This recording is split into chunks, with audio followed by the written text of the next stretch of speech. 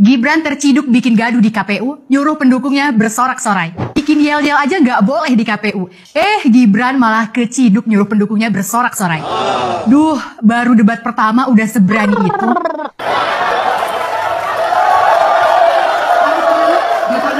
Hal tak terpuji yang dilakukan oleh Gibran ini tentu tidak untuk ditiru ya Sentrian.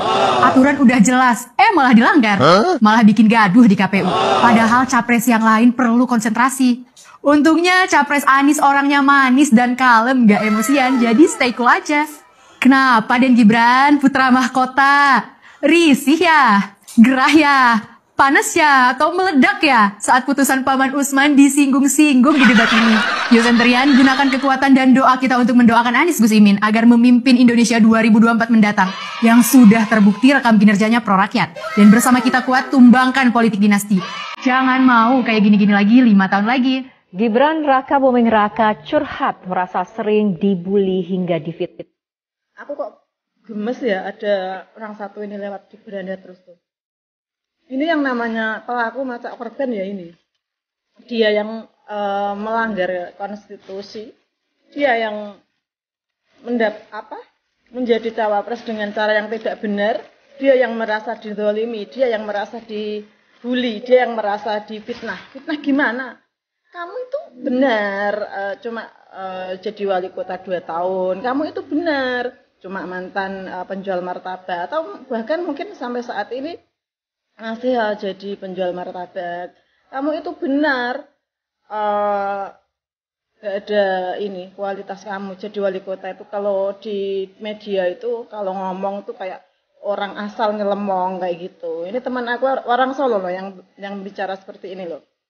Kamu ini benar, bukan kuliah di Australia, tapi cuma kursus gitu. Kamu ini benar mendapatkan privilege dari bapak kamu yang seorang presiden. Kamu ini bukan perwakilan anak muda, itu bukan, Mas Gibran. Saya sebagai generasi kalau 35 ke atas ini, saya sangat miris dan kayak negara ini mau dijadikan apa gitu loh.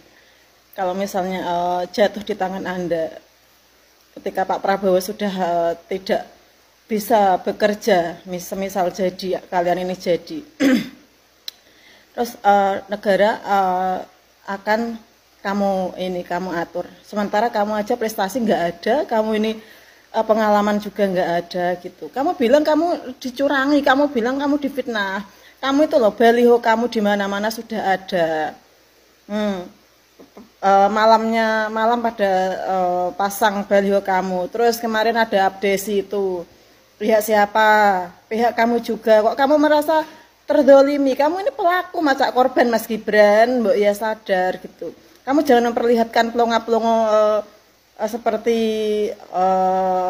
bapak kamu jadi pelongo-pelongo jilid 2. Macak korban gitu. Dulu kan bapak kamu kan merasa kayak merakyat, merasa kayak orangnya santun, dengan pencitraan mobil SMK, dengan masuknya gorong-gorong. Apakah ini akan kamu tiru untuk menjadi cawapres? Rakyat semakin cerdas, Mas. Saya tidak rela jika negara ini jatuh ke tangan Anda, karena Anda itu belum punya pengalaman. Jika Anda ingin menjadi cawapres atau capres dengan jalan yang baik, ya, tolonglah. Ini negara kita, negara dengan berpuluh-puluh juta penduduknya, jangan dijadikan ajang percobaan. Saya sungguh demi Allah nggak rela jika Indonesia jatuh ke tangan Anda gitu. Ini saya sebagai rakyat ya, yang menggaji kalian para pejabat, saya sungguh tidak rela jika negara dijadikan ajang percobaan seperti bapak kamu. Kamu ini gimana ya, belajarlah dulu, berprestasi dulu jika memang Anda punya kapasitas untuk itu. Mbok ya, Anda ini jadi apa dulu gitu, terusin jadi wali kota atau nanti jadi gubernur, baru Anda menjadi cawapres atau capres. Jangan semena-mena, mentang-mentang bapak Anda berkuasa, Anda bisa seenaknya saja gitu loh. Saya sungguh kayak kecewa gitu. Saya sebagai pemilih bapak Anda 2 kali periode, saya merasa sangat amat dan kecewa. tolong Mas Gibran dipikirkan kembali kalau mau ngomong di media. Jangan asalnya lemong sana sini seperti Bapak Anda. Jangan suka ngibulin rakyat ya, seperti yang Bapak Anda lakukan selama ini. Saya merasa sebagai rakyat, saya merasa dikibulin sama Bapak Anda tentang janji-janji Bapak Anda, tentang kebijakan Bapak Anda. Kalau masalah bangun-bangun, kalau dengan hutang segitu banyaknya, siapapun presidennya bisa Mas Gibran. Akan tetapi kemajuan negara itu tidak diukur dari pembangunannya saja gitu loh. Buat apa kalau bangun-bangun tapi rakyatnya nggak sejahtera gitu. Berasnya mahal, apa-apa mahal. Rakyat kecil banyak yang nggak bisa makan, nggak bisa sekolah. Lihat tuh di pedalaman katanya Papua yang dibangun, tapi ternyata juga banyak yang nggak bisa sekolah. Tolong Mas Gibran, hentikan sandiwaramu. Oke, jadi Mbak ini menanggapi ya, Mas Gibran yang merasa akhir-akhir ini sering dibully di sosial media ya. Namun justru publik merasa bahwa sebaliknya ya, masyarakat dirugikan dengan kebijakan-kebijakan yang dilakukan atau peraturan yang diubah untuk memuluskan Mas Gibran ini menjadi wakil presiden ya. Jadi disarankan kepada Mas Gibran untuk menjadi wali kota terlebih dahulu, menjadi gubernur sebelum nanti menjadi presiden ataupun wakil presiden. Namun guys, semuanya itu telah terjadi. Yang realistis saat ini adalah Anda menentukan pilihan ya. Kalau memang itu cocok bagi Anda, silakan memilih. Kalau tidak, ya jangan memilih. Ini ke wakil presiden apa tim sukses yang memandu pemandu sorak di situ kan. Jadi juga orang akhirnya lihat bahwa loh, Pak Prabowo lagi tampil sebagai orang yang berupaya untuk memenangkan argumen, dan Gibran itu mestinya dia diam aja atau kasih sinyal tentang manggut-manggut supaya kalau disorot kamera dia kasih ekspresi tubuh positif pada Prabowo. Yang disorot kamera justru Gibran menyuruh orang untuk teriak-teriak, kan itu kan ya dungu namanya tuh. Betul guys ya, apa yang disampaikan oleh Rocky Gerung ini ya. Kemarin sempat ada momen ya ketika Pak Prabowo lagi berdebat sama Pak Anies, lalu kemudian di situ tersorot gestur tubuh dari Mas Gibran ya. Dia mengangkat tangannya ya untuk memberikan semangat kepada Pak Prabowo ya, menyuruh orang-orang yang mendukung Pak Prabowo untuk terus berteriak ya. Nah di sini mohon maaf ya, saya melihat Mas Gibran seperti anak kecil guys ya, tidak berjiwa bagaimana seorang pemimpin yang berwibawa, pemimpin yang tenang, tetapi dia seperti memprovokasi orang-orang di situ untuk teriak-teriak, untuk ribut-ribut gitu. Halo kawan-kawanku semua, tadi malam kita menyaksikan debat ya, para calon presiden. Debat itu sebenarnya bukan hanya soal gagasan, soal visi misi program kerja, atau pahamnya capres terhadap gagasan yang akan dia bawa ke depan, atau mau dibawa kemana Indonesia. Bukan hanya soal itu sebenarnya. Ada yang lebih penting daripada itu, yaitu attitude atau sopan santun, etika, atau perilaku daripada calon presiden. Saya jujur sangat menyayangkan sekali sikap ya yang ditunjukkan oleh Pak Prabowo, di mana ditonton oleh jutaan masyarakat Indonesia, di mana Pak Prabowo itu pada segmen atau bagian tertentu dia seperti kemudian mengejek atau mencibir paslon lain atau calon presiden lainnya. Seperti pada video berikut ini. Coba teman-teman tonton videonya. Kekuasaan membuat tidak bisa berbisnis, tidak bisa berusaha. Karena itu harus berada dalam kekuasaan. Kekuasaan lebih dari soal bisnis, kekuasaan lebih dari soal uang, kekuasaan lebih soal kehormatan untuk menjalankan kedaulatan rakyat. Coba bayangkan ya, apakah kemudian pemimpin seperti ini akan Anda berikan kesempatan untuk memimpin Indonesia? Dia baru sebagai calon presiden saja sudah seolah-olah mencibir calon presiden lainnya, bahkan sampai kemudian menjulurkan lidahnya. Ini kita mau nyari presiden, ya ingat, mau nyari presiden. Selain dia punya gagasan, punya kecerdasan, punya ketegasan, tapi yang penting daripada itu dia harus menjadi tauladan buat seluruh masyarakat Indonesia. Seperti itu. Jadi ya dipikir-pikir ulang lah. Masa kalian mau memilih presiden yang tidak beretika dan tidak menghargai calon presiden lainnya? Gua nggak bisa ngebayangin pendukungnya Blimbing Sayur tuh yang namanya ketua partai, menteri-menteri, ya nggak, yang namanya di tata usaha, ya nggak, di bidang hukum tata negara, itu kan semua pendukungnya orang-orang pinter semua itu. Ya kalau dia debat tuh Blimbing Sayur, gimana rasanya? Paling dia tekep kuping, jangan sampai nih bocah salah ngomong, jangan sampai nih bocah salah ngomong. Hancur wibawanya. Yang namanya pohon sengon, pohon beringin, pohon kapuk, semua kalah sama Blimbing Sayur. Kita lihat besok lah, paling mukanya pada merah. Bismillahirrahmanirrahim. Izin Bu ya. Assalamualaikum warahmatullahi wabarakatuh. Waalaikumsalam.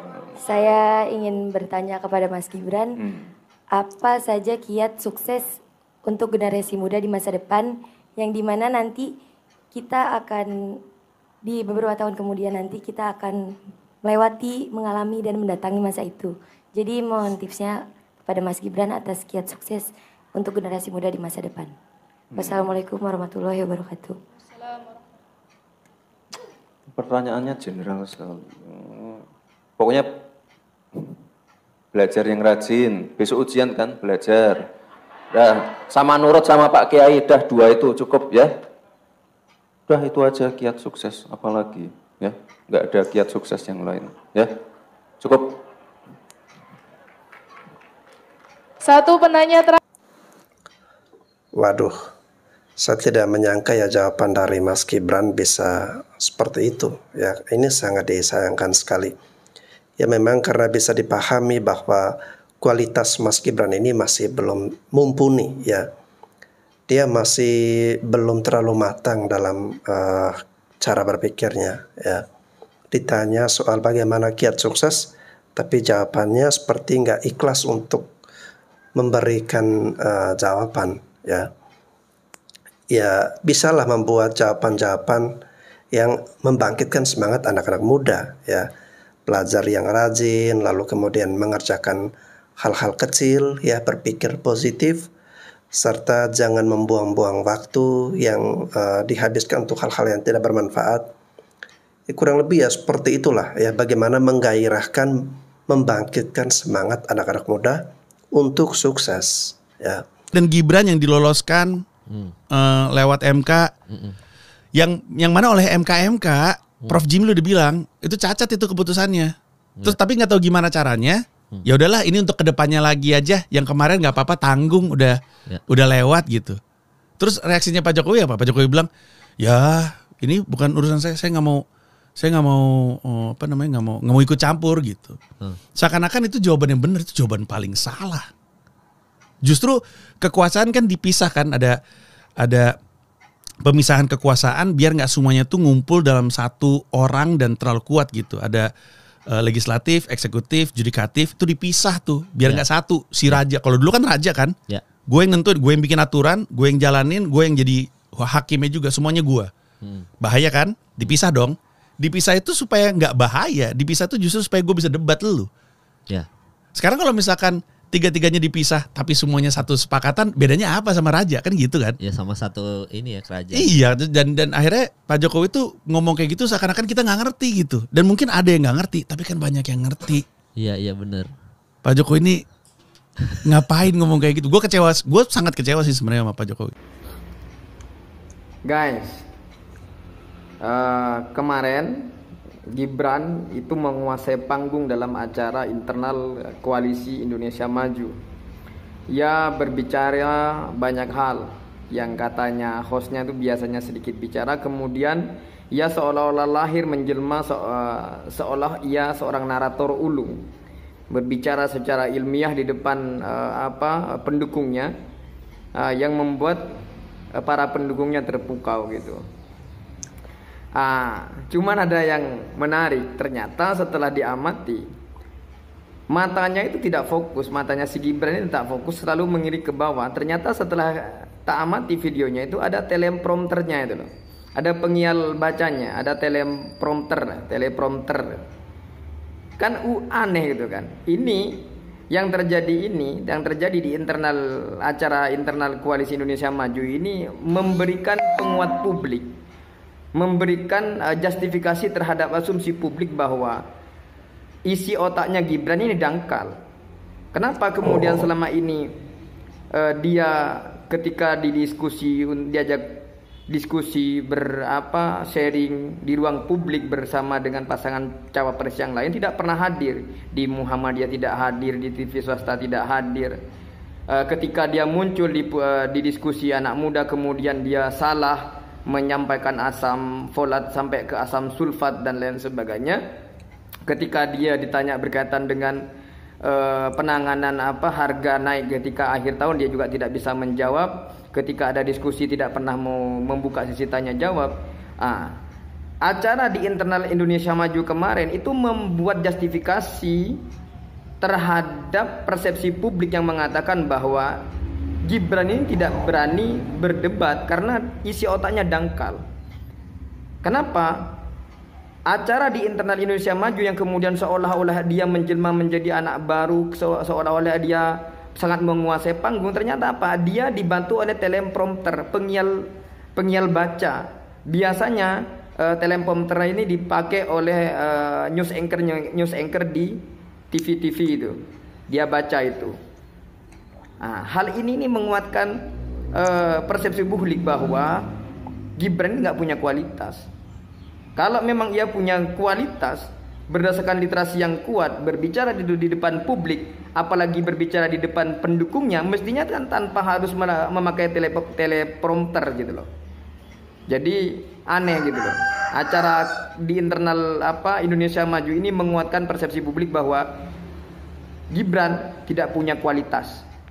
Pak Prabowo ini bener-bener diserang kanan kiri cuy. Mulai dari Anies yang nyerang keputusan MK, terus Mas Ganjar dengan nanyain kasus penculikan. Sementara Anies sama Ganjar tuh pertanyaan mereka berdua nggak saling serang gitu. Dan mereka menjawabnya dengan bagus gitu. Dan gue yakin ya, gue punya feeling kalau elektabilitasnya Anies nih bakal naik nih. Entah dikit atau banyak tuh pasti bakal naik. Karena kemarin kan gue nobar sama teman-teman gue kan. Nah teman-teman gue tuh pada dukung Prabowo. Terus mereka udah bilang, aduh goyang nih. Tapi sumpah ya, semalam tuh gue liat Mas Anies tuh bener-bener kayak nyindir Prabowo banget cuy. Mulai dari pas awal kan penyampaian visi misi tuh, dia bilang hukum itu tajam ke atas, sekarang tajamnya ke bawah, yang atas tumpul. Terus saat pertanyaan Mas Anies ke Pak Prabowo, sampai closing statementnya cuy, dia bilang ya pemimpin utama harus jangan mencederai etika dan jangan menggunakan orang dalam. Gue bakal ngikutin terus debat ini sampai debat kelima, karena sampai sekarang gue belum nentuin pilihan gue mau kemana nih. Kita lihat bakal ada strategi-strategi apa nih di debat-debat selanjutnya. Teman-teman udah deh stop ngomongin terkait angin yang tidak memiliki KTP. Itu kelihatan banget kalau lu tuh nggak belajar bahasa Indonesia zaman sekolah. Jadi itu tuh majas yang dipakai sama Pak Anies Baswedan, yaitu majas personifikasi. Majas ada banyak kan, lu pada sekolah kan kemarin tuh zaman kita sekolah yang namanya majas hiperbola, majas personifikasi, majas metafora, banyak. Gue gak ngerti aja orang dikasih analogi majas itu pas debat pada ketawa, pada dikira ini orang asbun asal ngomong, padahal itu pakai kosakata bahasa Indonesia. Jadi angin tuh diibaratkan benda yang susah dikendalikan, benar guys? Dalam artian kalau di sini ngomongin polusi, faktanya adalah polusi yang terjadi di Jakarta kebanyakan itu dari daerah lain, dari PLTU daerah lain, ya nggak sih? Jadi bukan sumber utamanya itu dari DKI Jakarta gitu loh. Terus dibilang kenapa Jakarta memiliki polusi tertinggi pada tahun segitu yang mempunyai teknologi paling canggih dari semua kota di daerah Jakarta itu hanya Jakarta. Jadi Jakarta memiliki kontrol yang ngasih tahu di setiap wilayahnya. Oh segini, oh segitu gitu. Paham dulu ya. Daerah yang lain dari Jakarta yang dimaksud sama Pak Anies adalah tidak begitu secanggih dari Jakarta, makanya tidak bisa dilihat nilai polusinya secara signifikan atau secara detail. Maka dari itu di akhir ucapan Pak Anies bilang kalau dia jadi presiden, seluruh area wilayah Indonesia akan memiliki teknologi yang canggih melalui data dan saintik juga pastinya. Kebanyakan gue lihat orang-orang yang berkomentar nih ya, yang gue lihat ya, karena gue juga ngeliat satu-satu, Angin gak punya KTP, Angin gak punya KTP. Itu biasanya kalau gak bocil, satu. Kedua tuh anak-anak yang suka joget-joget doang tanpa bisa memberikan inspirasi yang positif mungkin. Yang ketiga tuh ya orang-orang yang kelihatan yang dibilang Pak Ridwan Kamil, ngerti kan? Jujur gue sampai saat ini tuh masih bingung memilih siapa, karena ketiganya itu belum menunjukkan performnya yang paling terbaik. Tapi ketika Pak Anies ngomong, gue langsung paham yang dimaksud apa. Maka dari itu gue gak ngeluarkan statement Angin gak punya KTP, karena menurut gue udah paham, gue udah ngerti gak pantas untuk ditertawakan. Itu salah satu pembelajaran guys. Makanya zaman sekolah tuh ya jangan pada tawuran, sering-sering ke perpustakaan, belajar lagi buku bahasa Indonesia. Majas tuh ada banyak nih, gue ulangin lagi ya, majas personifikasi, metafora, ironi, hiperbola. Tuh gue masih apal zaman SMP itu kelas 1 atau kelas 2 gitu ya. Malah lo pada ngomong Angin tidak punya KTP, itu majas hiperbola banget. Ketahuan lu definisi OON. Maaf ya, tapi fakta lu pada gak belajar. Besok-besok kalau debat tuh lihat dari awal sampai akhir dan intisarinya. Jangan terus asal jeplak dari media sosial bro, sis. Jadilah pemilih yang cerdas. Jangan sampai statement yang dikeluarkan Pak Ridwan Kamil terkait kemarin ya, kalau rata-rata mendukung si ini tuh begini dan begitu, itu jadi kenyataan. Kalau emang lu bisa bantah silahkan. Fakta yang membuktikan. Gue jadi gak sabar mau lihat debat Capres dan Cawapres selanjutnya. Masih ada 2, 3, 4, dan 5. Seru nih, apalagi cawapresnya. Oke, jadi abang ini gerah guys ya dengan banyaknya konten-konten yang FYP di TikTok guys ya, soal Angin tidak punya KTP ya. Itu pernyataan Pak Anies kemarin, dan memang betul kalimat atau kosakata yang disampaikan oleh Pak Anies ini masuk akal ya. Namun pertanyaan dari Pak Prabowo adalah anggaran sebesar berapa triliun waktu itu yang Pak Prabowo sebut. Nah itu kenapa tidak digunakan untuk mengatasi polusi di Jakarta yang menurut Pak Prabowo polusinya itu selalu naik, ya angkanya selalu naik ya. Dan jawaban dari Pak Anies ya malah menyalahkan Angin itu sendiri. Debat perdana, Pak Anies menang telak, luar biasa orang cerdas, presiden kita senggol dong. Ya lu pendukungnya, ya jelas harus lu bangga-banggain.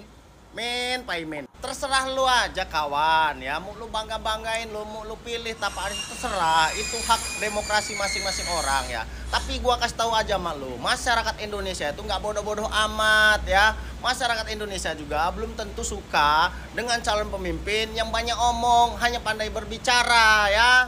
Iya bro, kalau Pak Anies tuh memang cerdas bener. Saking cerdasnya beliau bro, selama menjabat 5 tahun di DKI Jakarta, beliau merasa semuanya sudah kondusif di bawah pemerintahan dia ya. Jika ada kesalahan dan kekurangan dalam selama dia menjabat sebagai gubernur, itu bisa jadi kesalahan dari orang lain, daerah lain, bahkan alam pun disalahkan oleh beliau ya. Angin yang tidak tahu disalahkan bro, saking cerdasnya beliau itu ya. Jadi bahaya kalau orang seperti ini, egois, selalu merasa benar, tidak mau berkoreksi diri, bahwa manusia itu hanyalah tempatnya salah dan lupa, tidak patut untuk dijadikan pemimpin. Bahaya. Ini baru debat perdana bro, dan Pak Prabowo pun menanggapinya dengan santai ya. Kalau bagi Pak Prabowo itu mah anak kecil itu mah ya, kacang lupa kulitnya ya. Pak Prabowo itu tahu siapa Pak Anies itu, karena Pak Anies pernah jadi di bawah naungan beliau, kan begitu ya. Biasa saja bro ya, karena penentuannya masih tanggal 14 Februari, oke? Gua kasih pantun bro ya. Dari Sabang sampai Merauke, dari Miangas sampai Pulau Rote.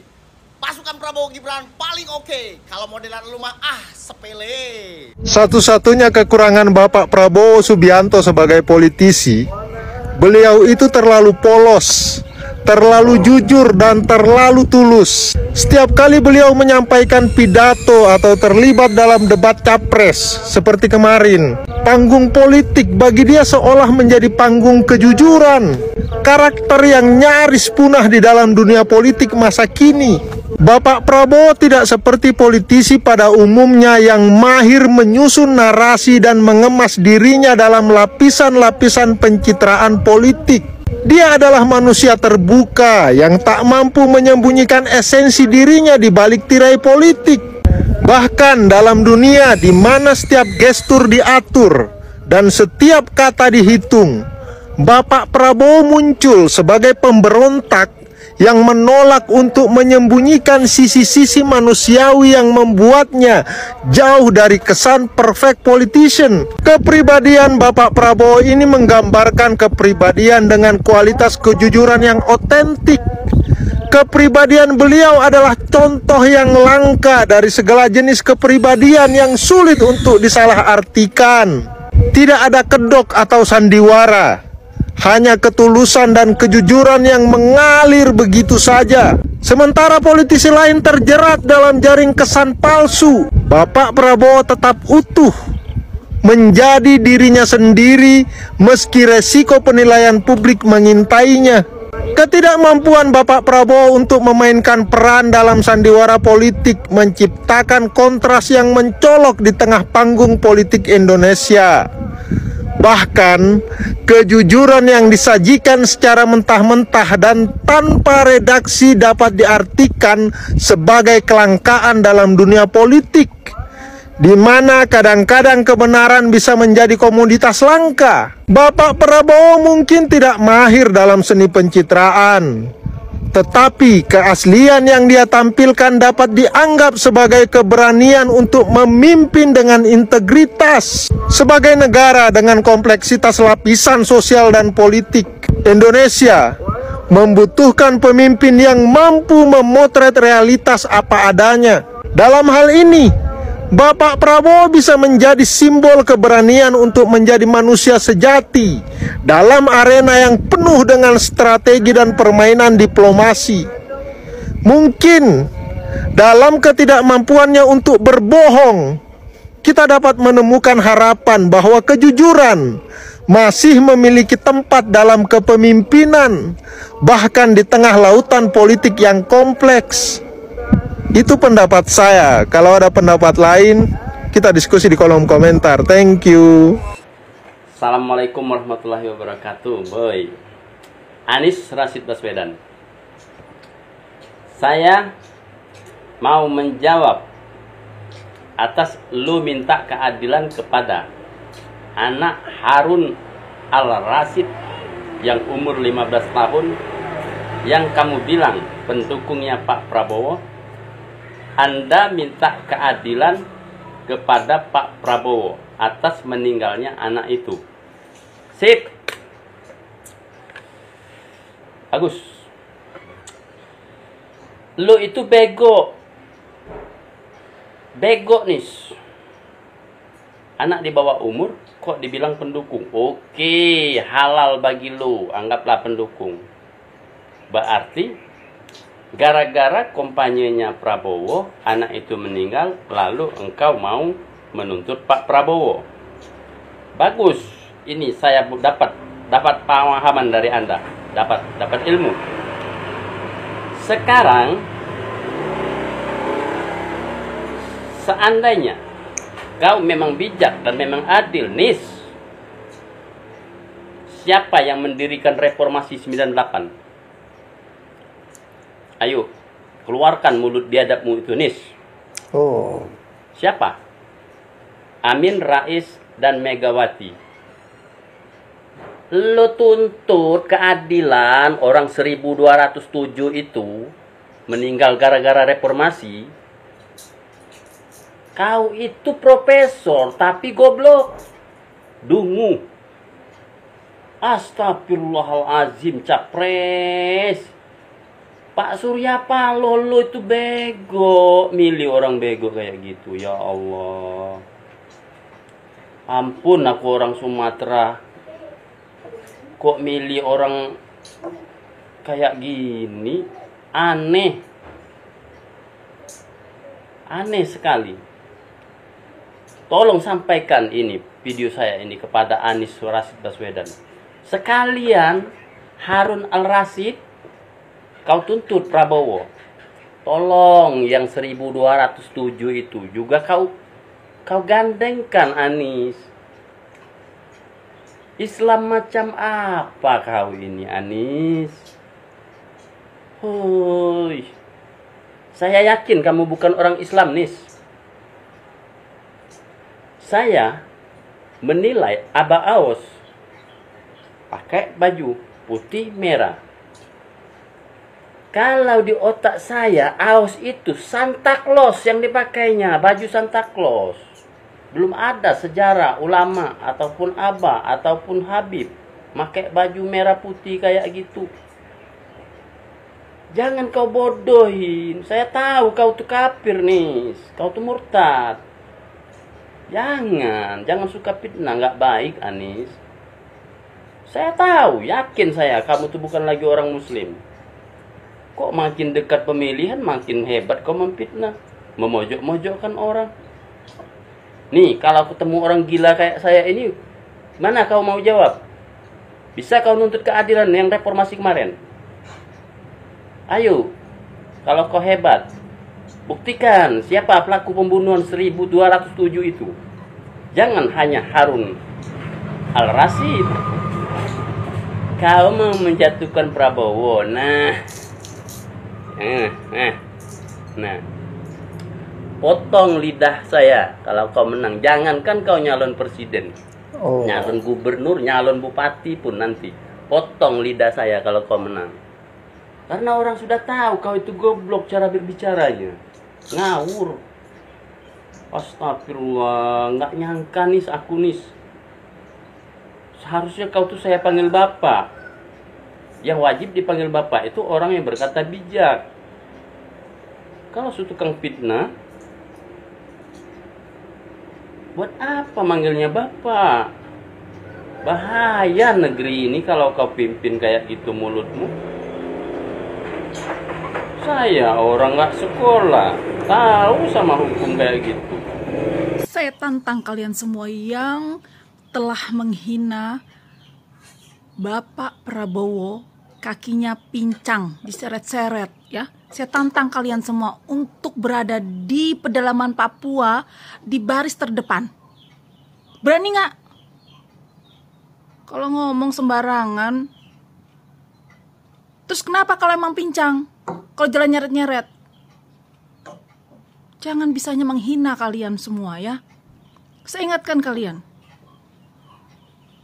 akan berbalik ke kalian jika menghina seseorang yang apalagi sudah berjuang untuk Indonesia ini. Jangan seperti itu, ya. Gak ada orang yang mau pincang, gak ada orang mau sakit, tidak. Ingat itu. Jangan menghina fisik.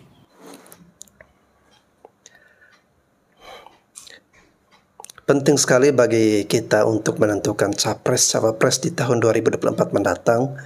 Pilihlah pemimpin yang telah matang, guys, ya. Matang secara pengalaman yang dia miliki, ya.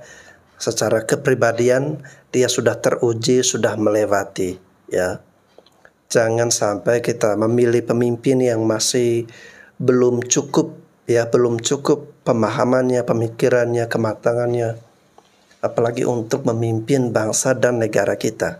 Kita ini bukan negara kecil, ya, bukan bangsa kecil, tetapi kita ini bangsa dan negara yang besar, punya penduduk yang banyak, punya banyak pulau, ya, luas wilayah yang sangat luas, punya banyak kekayaan alam yang berlimpah. Tinggal sekarang bagaimana kita memilih pemimpin yang bisa mampu memandu kita semua menuju kesejahteraan dan kesuksesan, ya. Bukan seorang pemimpin yang masih anak kecil. Justru nanti ketika dia memimpin, ya, Dia hanya meminta pertimbangan, meminta pemikiran-pemikiran dari orang lain, ya, bukan hasil pemikiran sendiri. Nah, pemimpin yang seperti ini adalah pemimpin yang mudah diintervensi atau pemimpin yang mudah disetir oleh orang-orang yang memiliki kepentingan. Oke guys, terima kasih sudah menyaksikan video ini. Saya Bastian Sebos, sampai jumpa lagi. Salam belimbing sayur.